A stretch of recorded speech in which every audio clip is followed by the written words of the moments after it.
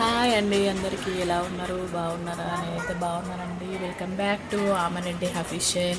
ఇప్పుడైతే నేను బ్యాంక్కి వెళ్ళి వచ్చాను, తినేసి లంచ్ చేసి కిందికి అయితే వచ్చేసాను అనమాట. మన కన్నయ్యకు ఐస్ క్రీమ్ కావాలని ఆల్రెడీ ముక్కలకి ఇంతగా ఆడుతుంది, అయినా ఐస్ క్రీమ్ కావాలని ఏడుస్తుండు. డైలీ 1 అన్న 2 అన్న ఐస్ క్రీమ్ అయితే తింటాడు, అస్సలు అయితే తినడండి.